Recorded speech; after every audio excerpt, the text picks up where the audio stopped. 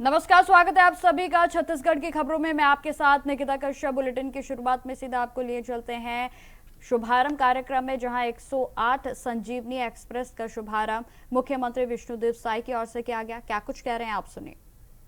108 संजीवनी express भेज रहे हैं, जिसमें सामान्य एम्बुलेंस और एडवांस लाइफ सपोर्ट और बच्चों के लिए नियोनेटल, और ये तमिलनाडु के बाद छत्तीसगढ़ दूसरा राज्य है जहां ये सुविधा उपलब्ध करा रहे हैं। और ऐसे ऐतिहासिक क्षण में हम लोगों के बीच मंच में विराजमान हमारे प्रदेश के बहुत ही कर्मठ और ऊर्जावान स्वास्थ्य एवं परिवार कल्याण मंत्री श्री श्याम बिहारी जायसवाल जी, हमारे रायपुर ग्रामीण के विधायक श्री मोतीलाल साहू जी, अभनपुर के विधायक श्री इंद्र कुमार साहू जी, सीजीएमएससी के चेयरमैन श्री दीपक मस्के जी, हमारे स्वास्थ्य सचिव श्री अमित कटारिया जी, जीवीके के डायरेक्टर कृष्णम राजू, डायरेक्टर संजीव झा, रितेश अग्रवाल, विश्वरंजन, स्वास्थ्य विभाग के सभी अधिकारीगण और इस एम्बुलेंस कंपनी के सभी सहयोगीगण, मीडिया के मित्रों और सम्भ्रांत नागरिक बंधुओं, आप सभी का मैं सबसे पहले हृदय से अभिनंदन करता हूं, स्वागत करता हूं और पूरे छत्तीसगढ़ की जनता को आज की इस अवसर के लिए शुभकामना भी देता हूं। और मैं अपने स्वास्थ्य मंत्री और उनके पूरे विभाग, उनकी पूरी टीम को धन्यवाद भी देता हूं कि आज ये सेवा उपलब्ध करा रहे हैं। 2 साल में हम लोगों ने जो स्वास्थ्य के क्षेत्र में प्रगति की है, जो विस्तार किया है, अभी हमारे स्वास्थ्य मंत्री जी वो कुछ ही बातों को बताए हैं कि ये बहुत कुछ है। और बड़ी खुशी होती है जब सवेरे सवेरे कभी लोअर और टी शर्ट में कोई अस्पताल का निरीक्षण करने चले जाते हैं। तो ऐसे हमारे कर्मठ और ऊर्जावान स्वास्थ्य मंत्री हैं। आप सब लोग भी अनुभव करते होंगे कि 2 साल में निश्चित रूप से छत्तीसगढ़ में स्वास्थ्य के क्षेत्र में विकास हो रहा है। 5-5 नए मेडिकल कॉलेज हम लोग खोल रहे हैं, कितने नर्सिंग कॉलेज और फिजियोथेरेपी के कॉलेज ये सब कर रहे हैं, कितने सीएससी पीएससी ये सब खोल रहे हैं। लगातार चिकित्सकों की भर्ती भी हो रही है और आयुष्मान भारत कार्ड उसके माध्यम से भी 5 लाख तक की हम लोग सुविधा दे रहे हैं। और अब तो हमारे देश के यशस्वी प्रधानमंत्री जो 70 साल से ऊपर के जो बुजुर्ग हैं, चाहे वो संपन्न घर के भी हों, एपीएल घर के भी हों, अगर चाहेंगे तो उनका भी हेल्थ कार्ड बन रहा है, उसमें भी वो लोग 5 लाख तक स्वास्थ्य लाभ ले सकते हैं। मुख्यमंत्री के पास भी मुख्यमंत्री विशेष सहायता योजना होता है, जिसमें बीमारी के इलाज के लिए एस्टीमेट के आधार पर 25-25 लाख तक उनको स्वास्थ्य के लिए देते हैं।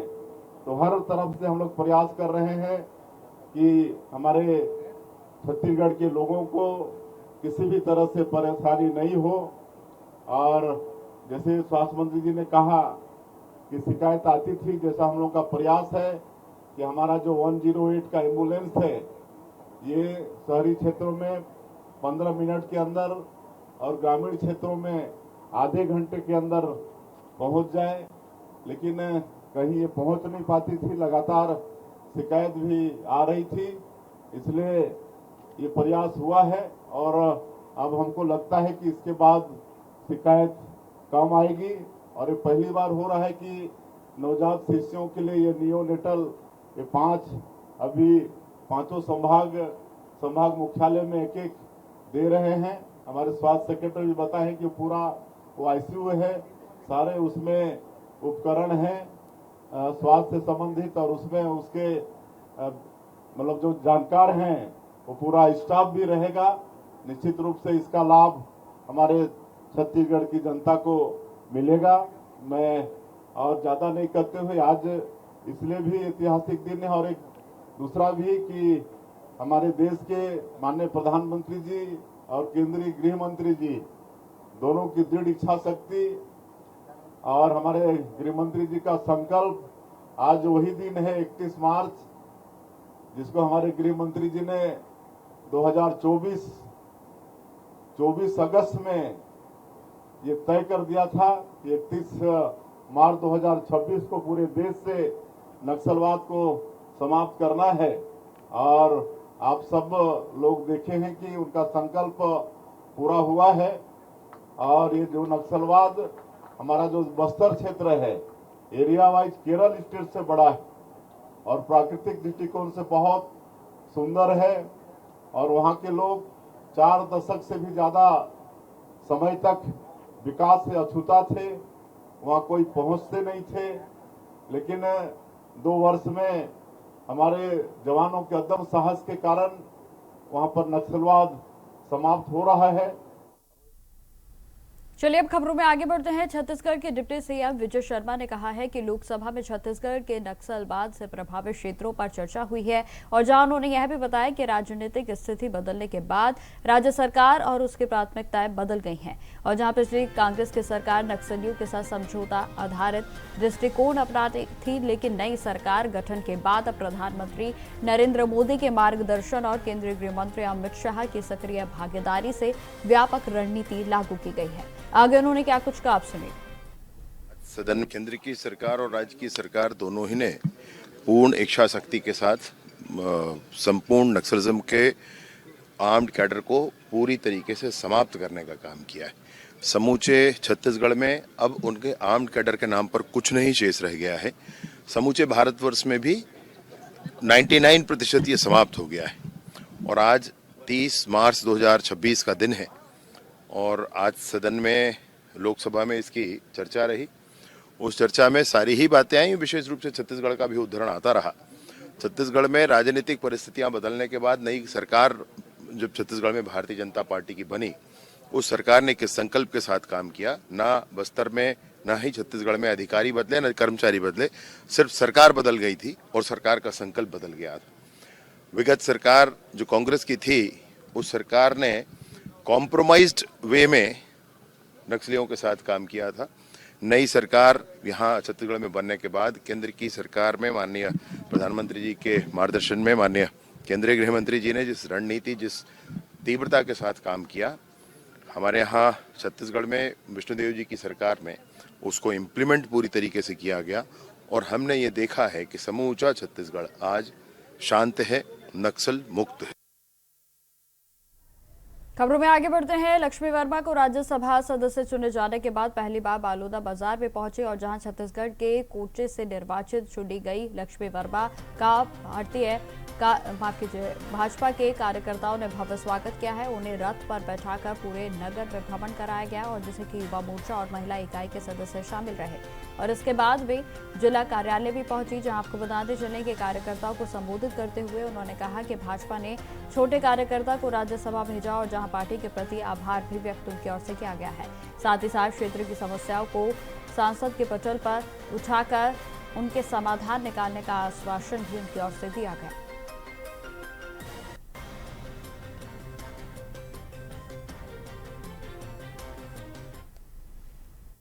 एक सामान्य कार्यकर्ता हूँ और आज भी उतनी सहज और सामान्य हूँ। मुझे लगता है एक दायित्व है पार्टी समय में उसको किसी कार्यकर्ता को जो दायित्व देती हूँ, दायित्व को निभाने का काम हमारा है, और उस दायित्व को मैं पूरी निष्ठा के साथ, पूरी ईमानदारी के साथ कार्यकर्ताओं का विश्वास रखते हुए निभाऊंगी।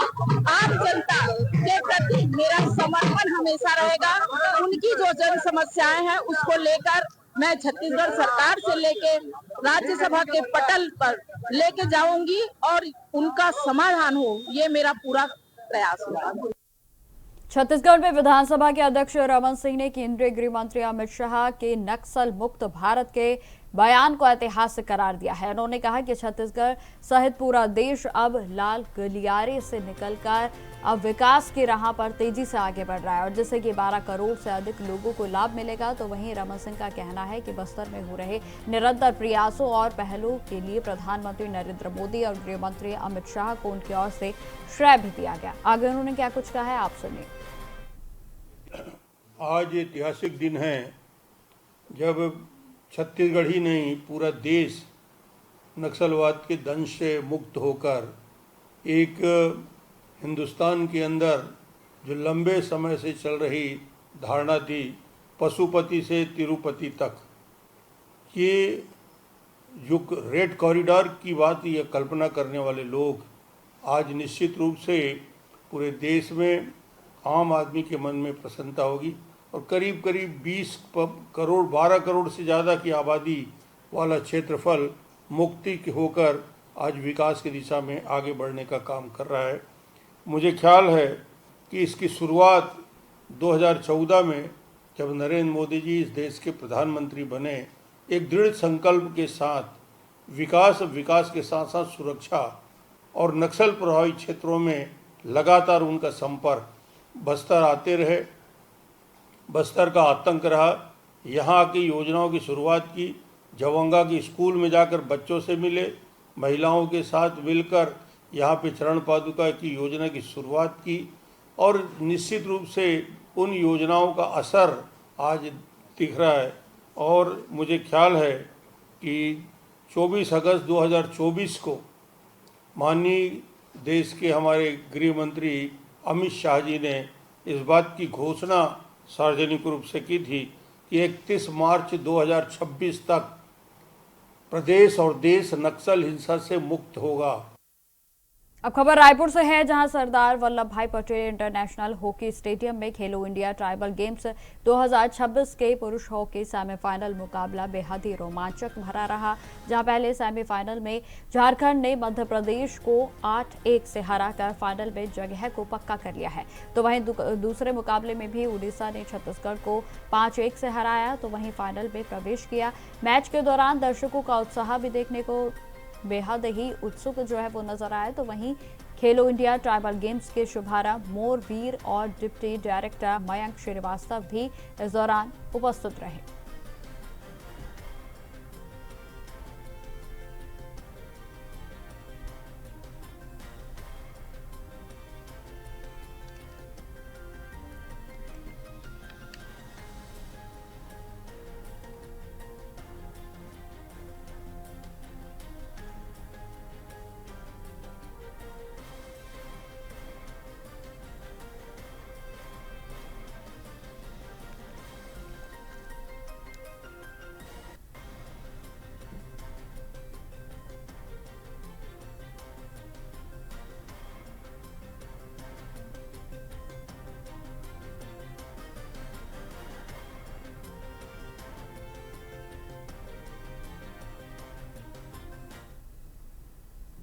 अब खबर बस्तर से है, जहां पोलम के पल्ली गांव के निवासी माडवी भीमा का कहना है कि उन्होंने नक्सलवाद की पूरी अवधि देखी है और इसकी विचारधारा का हमेशा से उन्होंने विरोध किया। जहां उन्होंने सरकार को नक्सलवाद को खत्म करने के प्रयासों के लिए धन्यवाद दिया है।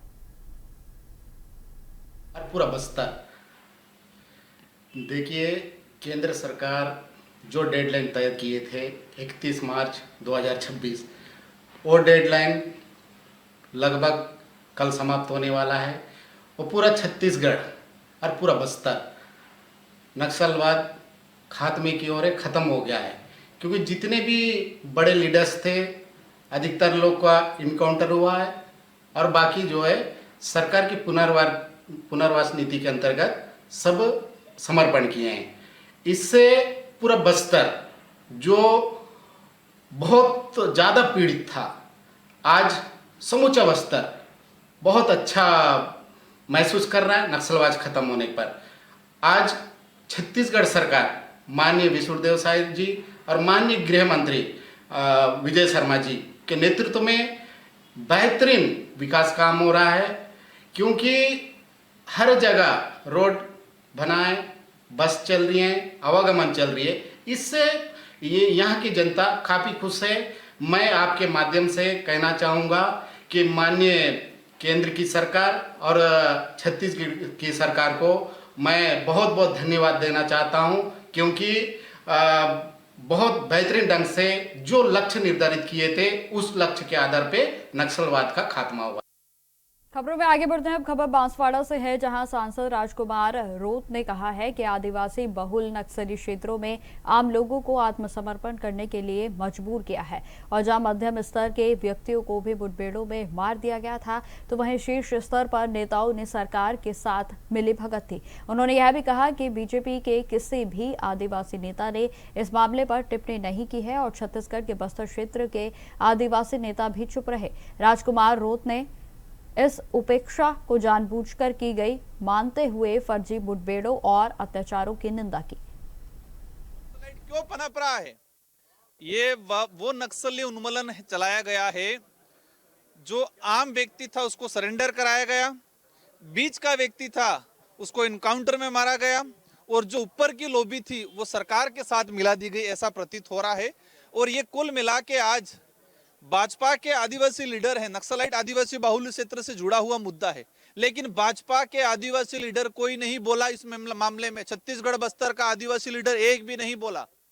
कुल मिला के इस मामले को जो देखा गया है कि नक्सलाइट क्यों पनप रहा है, और आदिवासी विधायकों, आदिवासी सांसदों की आवाज को दबाया गया, आज उनको अवसर नहीं दिया गया। दबी कुचले में भाजपा के लोग धीरे से मेरे पास आके कह रहे हैं कि आपको बोलना है। ये यहाँ भेदभाव हो रहा है तो स्वाभाविक है ग्राउंड पे हो रहा होगा। जिस तरह से गृह मंत्री जी ने मुझे कहा कि आप भी हथियार उठाते, आपको भी सरेंडर होना पड़ता, मतलब जिस तरह से लास्ट में कहा कि ये सब नक्सलाइट पार्टी है, इस तरह से आरोप लगाया है वो निंदनीय आरोप है। जिस तरह से आदिवासियों के साथ अत्याचार और फर्जी मुठभेड़ में आम जो गरीब लोग मारा गया है, उनके बारे में किसी प्रकार का कोई नहीं बोला। और 5वीं अनुसूची और पैसा कानून, हमने कहा कि पैसा कानून को इम्प्लीमेंट किया जाए, लेकिन पैसा कानून को लेके एक बात नहीं बोली, 5वीं अनुसूची को लेके एक बात नहीं बोली, जल जंगल जमीन को लेके एक बात नहीं बोली गई। ये कुल मिला के प्रोपेगेंडा करके जो संचालन करने वाले या कहे कि मुख्य लीडर थे, हो सकता है उनके साथ छांटगांठ करके इस मामले को खत्म करने का काम किया गया। अब खबर बस्तर से है, जहां पड़ोसी राज्य आंध्र प्रदेश में वामपंथी उग्रवाद के खिलाफ सुरक्षा बलों को बड़ी सफलता हाथ लगी है, और जहां केंद्रीय समिति सदस्य और Andhra Odisha border special zonal की कमेटी ने सदस्य चुरलोरी नारायण राव, तो वहीं सुरन्ना समेत 8 अन्य सक्रिय नक्सलियों ने आंध्र प्रदेश के डीजीपी हरीश कुमार गुप्ता के सामने आत्मसमर्पण किया।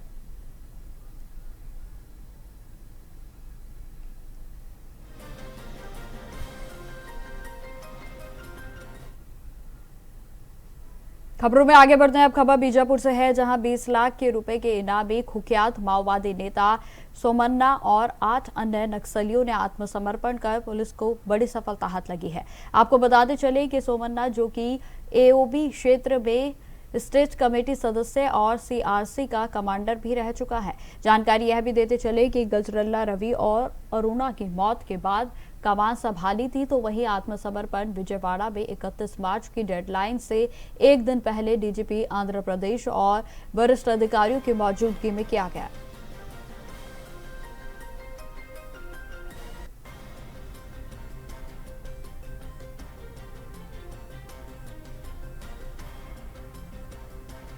आपको बताते चले कि 20 लाख के इनामी माओवादी सोमन्ना ने सरेंडर कर दिया है। जहां आपको यह भी बताते चले कि गृह मंत्री अमित शाह की ओर से 31 मार्च की डेडलाइन नक्सलवाद के लिए रखी गई थी, और जहां इस डेडलाइन के एक दिन पहले ही ये सरेंडर किया गया। जहां आपको बताते चले कि इस माओवादी पर 20 लाख का इनाम सरकार की ओर से और प्रशासन की ओर से घोषित किया गया था, जहां 8 अन्य माओवादियों ने भी इसमें अपने हथियारों को छोड़ते हुए सरेंडर कर दिया है। तो वहीं आपको बताते चले कि आज 31 मार्च, जो कि नक्सलवाद के लिए अंतिम डेडलाइन रखी गई थी, जो कि बेहद ही सफलतापूर्वक डेडलाइन अब पूरे तरीके से बनती हुई नजर आ रही है, क्योंकि जिस तरीके से नक्सलवाद की कमर अब राज्य समेत पूरे देश भर में टूटी है, ये बेहद ही सराहनीय है, जहां नक्सलवाद पूरे तरीके से अब घुटनों पे आते हुए नजर आ रहा है।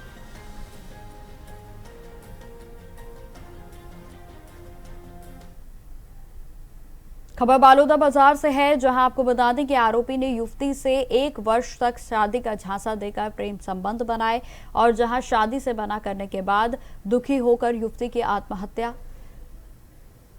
कर दी गई। युवती ने आत्महत्या कर ली। आपको बता दें कि आत्महत्या के पहले उसने अपने बयान में कहा है कि प्रेमी 1 साल तक उसके साथ प्रेम संबंध बनाता रहा और जब उसने शादी के लिए दबाव बनाया तो उसने शादी करने से इनकार कर दिया और इससे वह दुखी हो गई। जहां युवती ने कीटनाशक दवा खाकर आत्महत्या कर ली है, तो वहीं परिवार वालों की शिकायत पर पुलिस ने आरोपी को गिरफ्तार कर मामले की जांच शुरू कर दी है।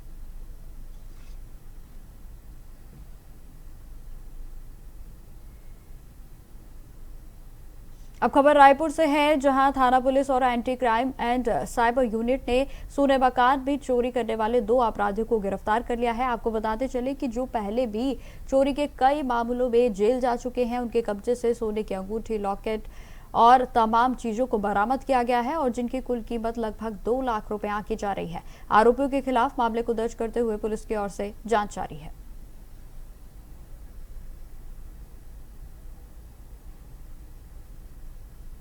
अब खबर दुर्ग शहर से है, जहां एक बार फिर से आग का भयानक तांडव देखने को मिला है। जी हां, आपको बता दें कि इंदिरा मार्केट स्थित एक प्रसिद्ध चप्पल जूता शोरूम में अचानक से भीषण आग लग गई, जहां आग इतनी तेज थी कि आसपास अफरा तफरी का माहौल बन गया। तो वहीं सूचना मिलते ही अग्निशमन विभाग की टीमें भी मौके पर पहुंची और जहां लगभग 4 घंटों के बाद आग पर काबू पाया गया। आग में लाखों करोड़ों रुपए का सामान जलकर खाक हो गया है। तो वहीं दमकल कर्मियों की त्वरित कार्रवाई से आग से अन्य दुकानों तक फैलने से इसे रोका गया। जहां आपको बताते चले कि पुलिस पूरे मामले की जांच में जुटी है।